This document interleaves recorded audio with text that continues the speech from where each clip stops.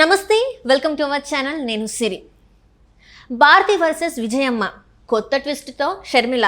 అయితే వీళ్ళ ముగ్గురి మధ్యలో ఏపీ సీఎం జగన్మోహన్ రెడ్డి గారు ఉక్కిరిబిక్కిరి అయిపోతున్నారు.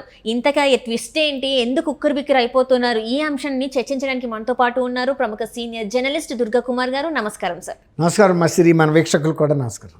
సార్, ఏంటి సార్ అసలు ఈ కొత్త ట్విస్టులు? అసలు ఇన్ని రోజులు ఇంతకుముందు పాదయాత్ర చేసి ఆ పాదయాత్రతో ఈరోజు ముఖ్యమంత్రి అయ్యారు ఏపీ జగన్మోహన్ రెడ్డి గారు, అదే సీఎం అయ్యారు. ఇప్పుడేమో మేము చేయమని లేదు, తనంతట తానే చేసిందని చెప్పేసి వార్తలు వీళ్ళు అంటున్నారు. భారతి గారిని చేయమన్నాం కానీ షర్మిల గారు చేశారని చెప్పేసి అంటున్నారు. సో అసలు ఇందులో ఎంతవరకు వాస్తవం ఉంది సార్? ఇప్పుడు మీరు అన్నట్టు ఈ రెండు ఇష్యూలో విజయం గారు అడకత్తిరిలో పోకచెక్కలాగా అయిపోయింది. ఆమె పరిస్థితి ఎటు చెప్పలేని పరిస్థితి. ఎందుకంటే వాస్తవాలు విజయం గారికి తెలుసు, చెప్పవచ్చు. కానీ అక్కడ ఇద్దరు ఎవరు, ఒక కొడుకు ఒక కూతురు. కాబట్టి మీరు ఏ కన్ను పొడుచుకుంటారని అడిగితే ఏ కన్ను పొడుచుకోమని ఎవరైనా చెప్పగలుగుతారు? ఆమెకి ఇద్దరు రెండు కళ్ళే. కానీ ఇద్దరి మధ్యలో తీవ్రమైన విభేదాలు వచ్చిన మాట వాస్తవం. ఆ ఆటల్లో ఉన్న వాస్తవాలు విజయమ్మ గారికి తెలిసిన మాట కూడా వాస్తవం. విజయమ్మ గారికి తెలుసు, కానీ చెప్పాలి అంటే ఏదో ఒకళ్ళకి హర్ట్ అవుతారు ఇద్దరిలో. అసలు వాస్తవం చెప్తే, ఆ వాస్తవం చెప్తే ఎవరో ఒకళ్ళు హర్ట్ అవుతారు. కాబట్టి ఆమె ఎంతవరకు సున్నితంగా ఆ ఇష్యూని చర్చ రాక వచ్చి సాక్ష్యం ఇచ్చే పరిస్థితి రానివ్వకుండా చూసుకుంటారు. ఏ తల్లి అయినా, మా అన్న తల్లి అయినా, మీ తల్లి అయినా, ఆమె అయినా, ఇద్దరు బిడ్డల మధ్యలో ఒక తగాదా వస్తే ఏ తల్లి కూడా దాన్ని తీవ్ర స్థాయి రాక ఆమె వచ్చి సాక్ష్యం చెప్పే పరిస్థితి తెచ్చుకోదు. దాన్ని ఎట్టి పరిస్థితుల్లోనూ అంతరాక రానివ్వకుండా సద్దుమణిగేటట్టు చూస్తారు. అంతే కదమ్మా. ఇప్పుడు ఆమె పరిస్థితి అదే. కానీ ఇదేమో రాజకీయంగా బహిరంగంగా మాట్లాడుకుంటున్నారు ఈ ఇష్యూస్. నిజానికి ఆ రోజు ఆమె షర్మిల గారు జైల్లో ఉన్నప్పుడు పాదయాత్ర జగన్మోహన్ రెడ్డి గారు చెప్పినప్పుడు అక్కడ ఉన్నది ముగ్గురే వ్యక్తులు, విజయం గారు, భారతి గారు, షర్మిల గారు. ఆయన ఖైదీగా ఉన్నాడు. వీళ్ళు ములాఖత్కి వెళ్ళారు. ఆయన తీసుకొచ్చారు, ములాఖత్ రూమ్లోకి తీసుకొచ్చారు. వీళ్ళు ముగ్గురు కూర్చున్నారు. అక్కడ ఇంకా ఎవరు కూడా ఉంటారు. అందులో ఆయన విఐపి ఖైదీ, చాలా అతి సన్నిహితమైన. ఇప్పుడు అదే కనుక కలవటానికి వచ్చిన వాళ్ళు బయట వాళ్ళు అయితే ఎవరన్నా జైలుకి సంబంధించిన ఒక గార్డు కొంచెం దగ్గరలో నిలబడతాడు. ఎందుకంటే వాళ్ళ వల్ల ఈయనకి ఏమన్నా ప్రమాదం జరుగుతుందేమో అని. ఎందుకంటే ఆయన చాలా విఐపి క్యాడరు. కాబట్టి ఇప్పుడు వచ్చిన వాళ్ళు ముగ్గురు సొంత రక్త సంబంధికులు, భార్య, ఇటేమో చెల్లెలు, తల్లి. కాబట్టి వాళ్ళు కుటుంబంలో చాలా అంతరంగిక విషయాలు చర్చించుకుంటారు. కాబట్టి అక్కడ ఉండే గార్డు కూడా దూరంగా నుంచుంటాడు. వీళ్ళ మాటలు వినే పరిస్థితి ఉండదు. అతనికి అనవసరం కూడా. ఇప్పుడు అతను ఆఫ్టర్ ఆల్ గార్డు, ఉద్యోగస్తుడు. వీళ్ళ స్థాయిలో మాటలు అతనికి ఏమన్నా అవసరమా కదా, దూరంగా ఉంటాడు. అప్పుడు ఏం జరిగిందంటే షర్మిల జగన్మోహన్ రెడ్డి గారు జైల్లో ఉండటం వలన పార్టీలో ఒక ఇది వచ్చేసింది, నిశ్శబ్ద వాతావరణం. ఎవరు కార్యకర్తలు ఏం పని చేయటం లేదు, పార్టీ పేరు తలిసేవాళ్ళు కూడా లేరు. ఆ సందర్భంలో ఏదో ఒక హడావుడి హల్చల్ జరగాలి రాష్ట్రంలో అని పాదయాత్ర చేయమని విజయమ్మ గారిని అడిగాడు ఫస్ట్. ఆయన కూడా షర్మిలని అడగల. షర్మిల అంటే చిన్న ఆమె కదా, చెల్లెలు, తల్లి కాబట్టి ఆమె అంటే ఒక రెస్పెక్టబిలిటీ ఉంటుంది. ఆమె పాదయాత్ర చేస్తే కూడా ప్రజల్లో బాగా వెళ్తుంది అంటే రిసీవ్ చేసుకుంటారు. ఆమెకున్న గౌరవం అట్లాంటిది. ఎందుకంటే రాజశేఖర రెడ్డి గారు భారీగా ఉన్నప్పుడు కూడా, ముఖ్యమంత్రి భారీగా ఎప్పుడు కూడా ప్రజల్లోకి వచ్చి ఆడంబరంగా బతికిన మనిషి కాదు. ఎవరితో ఎట్లాంటి మాటలు మాట్లాడలేదు. ఆమెకు ఒక విశ్వసనీయత ఉంది. అట్లా అనుకున్నప్పుడు ఆమె వయసు రీత్యా, నేను పెద్ద వయసు, నాకు మోకాళ్ళు సహకరించవు, ఆరోగ్యం కూడా సహకరించదు అని అంటే అప్పుడు జగన్మోహన్ రెడ్డి గారు నెక్స్ట్ ఆప్షన్గా షర్మిలని అడిగారంట. అడగటంలో కొంత అర్థం కూడా ఉంది. ఎందుకంటే షర్మిలని ఓన్ చేసినంతగా భారతి గారిని చేయరు కదా. వైఎస్ రాజశేఖర రెడ్డి కూతురుగా, తర్వాత ఆయన మేనరిజం ఉంది, ఆయన మాట తీరుంది, ఆమె హావభావాలు ఉన్నాయి, అన్నీ కూడా పోలికలు ఉన్నాయి, తర్వాత రక్త సంబంధం ఉంది. అందుకని ఈమెను చేయమంటే సరే అన్నయ్య అడిగాడు కాబట్టి పార్టీ కష్ట పరిస్థితిలో ఉంది, ఈ టైంలో దాన్ని ఎలాగైనా కానీ బ్రతికిస్తే తర్వాత అన్నయ్య వచ్చి చూసుకుంటాడు.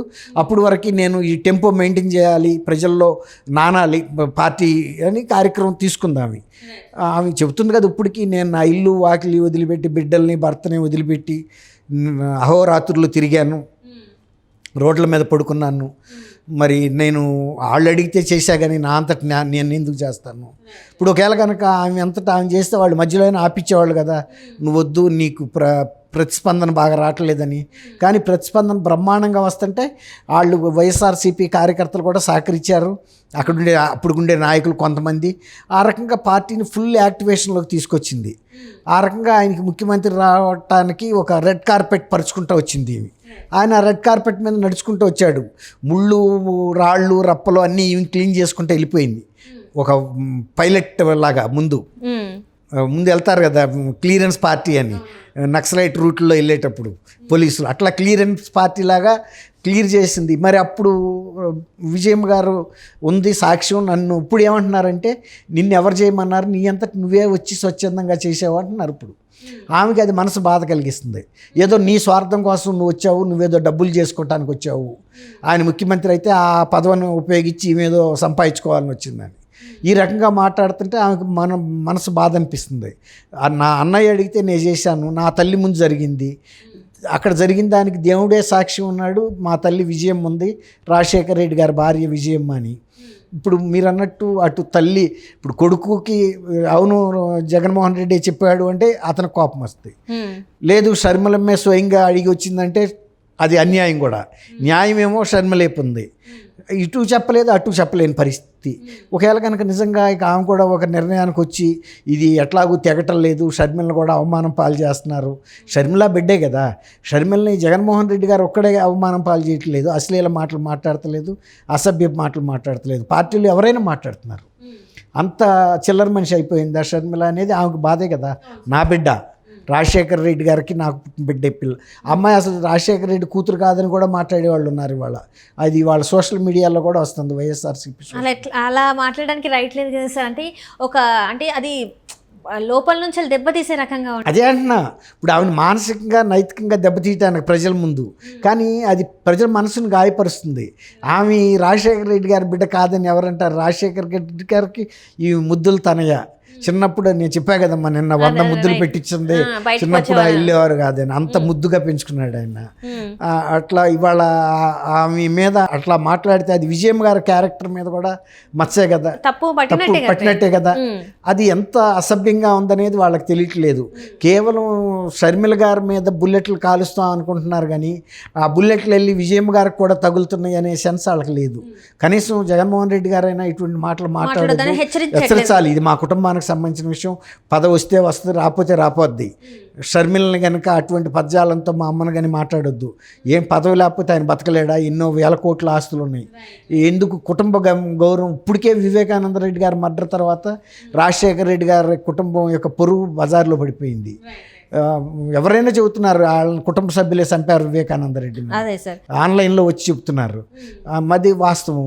కాబట్టి ఇవాళ అది జగన్మోహన్ రెడ్డి గారు కూడా ఇటువంటి మాటలని ప్రోత్సహించడం అనేది విజయం గారికి కూడా బాధ కలిగించే విషయమే. అయితే ఇప్పుడు ఈ పరిణామాలు ఎట్లా ఉండబోతున్నాయి సార్? అంటే భారతి గారికి ఆల్రెడీ కుటుంబం చీలిపోయింది. అంటే షర్మిల గారు బయటికి రావడం, జగన్ గారు ఇట్లా ఉండడం, విజయమ్మ గారు షర్మిలగా చీలిపోయిందమ్మా. అయితే ఇప్పుడు అమ్మ గారికి భారతి గారికి ఆ బంధం ఇంకా ఉండబోతుందా, లేకపోతే ఈ పరిస్థితి తర్వాత తను ఆ కూతురు సైడ్ స్టాండ్ తీసుకోబోతుందా? ఇలా వాళ్ళు వేరే వాళ్ళని కూడా ప్రెస్ కాన్ఫరెన్స్లు పెట్టి ప్రోత్సహిస్తున్నారు. గతంలో షర్మిల గారు అనుచరుల్ని ఏంటి షర్మిల తనంతట తనే చేసింది అని. కానీ షర్మిల అవి కూడా సవాల్ చేసింది వాళ్ళని కూడా, రండి మీరు వచ్చి ప్రమాణం చేయండి, నా బిడ్డల మీద నేను చేస్తా, మీ బిడ్డల మీద మీరు చేస్తారు. అంతరాక వెళ్ళిందంటే ఆమె నిజం లేకపోతే వెళ్ళరు కదా. అందులో బిడ్డకి పెళ్లి చేసుకుంటా శుభం అని ఇప్పుడు ఎందుకంటది ఆ మాట? అందులో వాళ్ళ తాతగారు పేరు పెట్టుకున్న బిడ్డ. ఎవరైనా బిడ్డలే కదా, మరి వాళ్ళకైనా బిడ్డల ప్రేమే, లేని వాళ్ళకైనా బిడ్డల ప్రేమే కదా. మరి అట్లాంటిది మరి అంత చిన్న వయసులో ఆమె అంత ప్రమాణం చేస్తానంటే ఎంత మనసు బాధ కలిగించిందో మనం అర్థం చేసుకోవచ్చు.